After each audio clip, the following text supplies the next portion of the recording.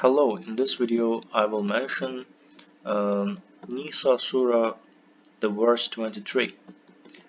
The prohibited for you are your mothers, your daughters, your sisters, the sisters of your fathers, the sisters of your mothers, and the daughter of your brother, the daughters of your sister, your nursing mothers, the girls who nursed from the same woman as you, the mothers of your wives, and daughters of your wives with whom you have consummated the marriage.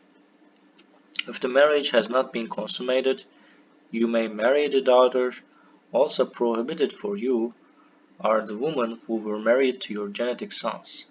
Also you shall not be married to two sisters at the same time. But do not break up existing marriages. God is forgiver, most merciful. So here, I think overall, my comment is that in Quran we see that some this is actually not very much prohibited, and there are actually there are no many rules, and it is not good to have strict rules about marriage. And because first reason is like human nature, because people are there is no logical reason.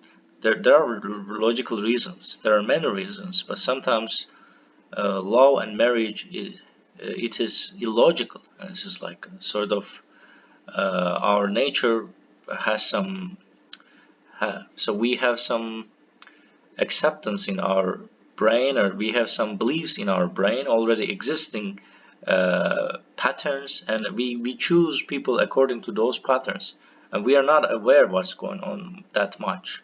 So I think that's why God is actually flexible, but there are prohibited things. And so interestingly, so they mentioned that so these are obvious why it is forbidden, so we all accept it.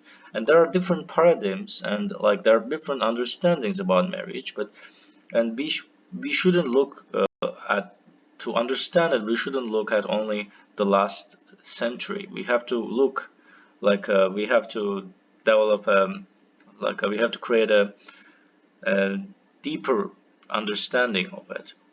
So first of all, so God shouldn't forbid a lot, and God shouldn't let everything free. God shouldn't say that all free, because of the children can have some diseases because of this.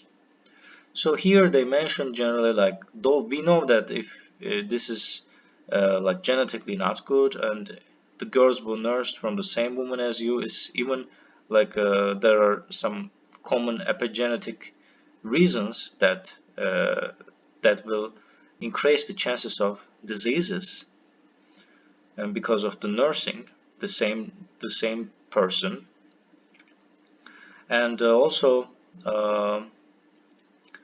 it's interesting. So here in this verse I want to mention this. Also prohibited for you are the women who were married to your genetic son. And sorry, I want to specifically mention, you shall not be married to two sisters at the same time. So here interesting. So I'm not certainly sure about the translation, if it differs in different versions, but this is very interesting. So if you marry the same sisters and make child, and it will reduce the genetic diversity probably, because they have similar genetics and you are making child from both of them, like the potentially. So, and then it will, so God in this verse says that actually aims to increase the genetic diversity, reduce the chances of diseases. And interestingly, it says also do not break up existing marriages, so that if they have already did it, just stop it, let it go. So it isn't interesting. So that's why I think this verse is interesting. So we should look at other translations. But it's also important to say that do not break up existing marriage. It means it's not that important.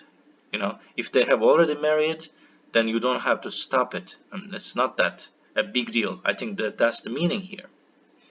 And at the end it says, God is forgiver, most merciful.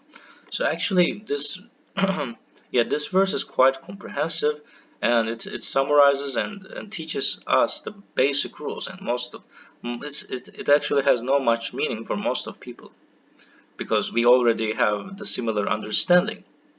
Yeah, but the cultures differ, and it's important to understand what is forbidden in Quran, what is not forbidden, and we have to clearly read the book and to understand it. So that is my interpretation of this uh, verse 23. And if you think I'm wrong, please correct me. And thank you very much for listening this video.